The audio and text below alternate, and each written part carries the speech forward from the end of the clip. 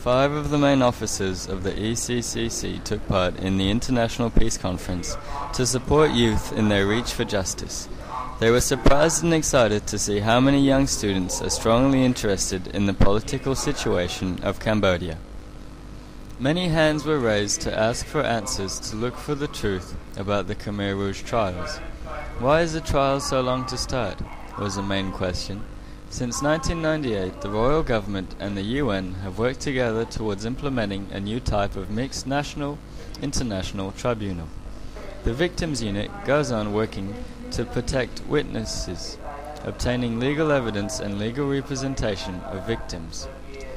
Guests explained the death penalty banned in respect of international human rights. Now it's time for youth to take part in this trial. During the next public hearing, youth will fight for justice after the trials because this new generation has really the courage to ask what they really want to know, and they have the power to change, seeking for justice and reconciliation. We are proud of them. It's the general opinion of the ECCC guests.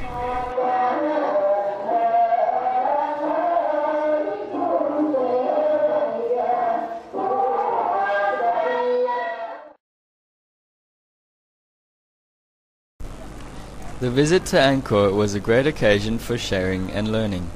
Angkor is one of the most important archaeological sites in Southeast Asia, including magnificent remains of the different capitals of the Khmer Empire from the 9th to the 15th century. It includes the famous temple of Angkor Wat, Angkor Thom, and the Bayon Temple. How tropical. With a little bit of rum in it? Yeah. No, of course.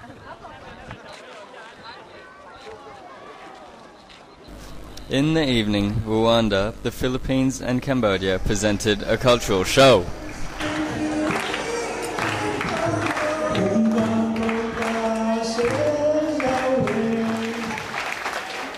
If you're going to a towel someplace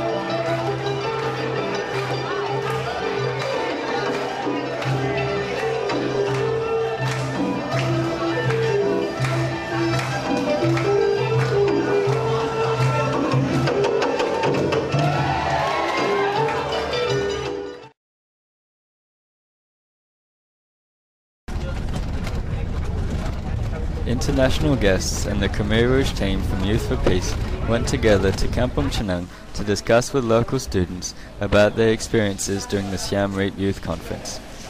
The history of foreign countries, the concept of reconciliation, and the way to create peace that were used after the Civil War. Students learnt that Cambodian history is similar to the past of other countries, signed by genocide, dictatorship, and reconciliation with the past. Some students talked about their experience, sharing their knowledge about Guatemala, the Philippines, Rwanda, and about the ECCC. Some students with guests had the chance to meet survivors of Sarpon Lay. Using this opportunity, they asked a lot of questions about life during the Pol Pot regime. When was that time, did you know why they were killing the people? That they all them understand, or they never ask why?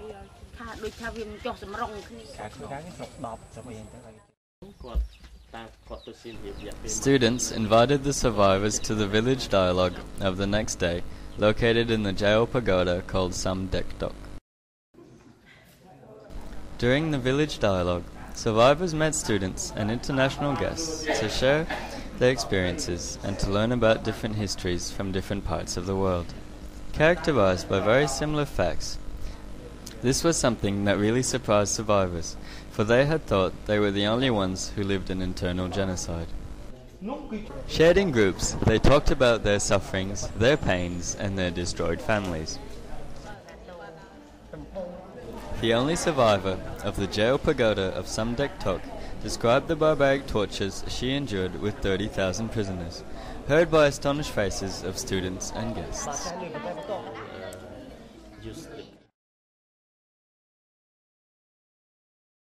El mensaje que creo que se les debe dejar a los jóvenes es la necesidad que existe en el mundo de organizarse y de participar en los procesos de cambios sociales, sean estos económicos, sociales o políticos. Creo que cuando se habla de construir la paz, cuando se trata de construir un proceso de paz o construir una sociedad que vive en paz, no solo estamos hablando del hecho de la ausencia de guerra, por ejemplo, sino estamos también hablando de las necesidades de cubrir los procesos o los problemas de la gente, como acceso a la salud, acceso a la educación, acceso al respeto de los derechos, al respeto de la dignidad, al derecho de respetar a los pueblos indígenas, al derecho de la autodeterminación de los pueblos. Y en ese sentido creemos que el mensaje a transmitir a las juventudes presentes en este evento es participar, organizarse y ser activistas sociales. El mío es, mi mensaje para los jóvenes es que hay que entender, leer, conocer el pasado, nuestra historia, actuar en el presente para entender un futuro próximo y lograr que no pase lo que ha pasado antes y así poder evitar muchas cosas. Well, it's important that the youth all over the world should know that the youth has this very big potential to invoke social change, positive social change, and we have all the energies. So if we could just divert all the energies that we have for a positive and a more for a positive social change, that we could then work for peace. Yeah, my message for the youth, I think there are two types of youth. First type is those that are really concerned with the environment, concerned with society and what's been happening, the conflicts around the world. And the other are those that are apathetic and uninitiated. They don't know anything that's been happening. I think it's one of the major responsibilities of the youth to learn about their culture, learn about their history, and to help their country. I don't think that anybody of us could, survive or the country would improve if the youth would not take part in nation building and in social movements. Remember the past, because if you know the past, you can rebuild your country, and you can change your country. So, thank you. My message to young people, it's around the world. I would say that it's your time to work for peace and to work for justice, because I'm convinced personally that without peace, without justice, we go again to killings and to genocide. So stand up and work for justice and peace. Thank you.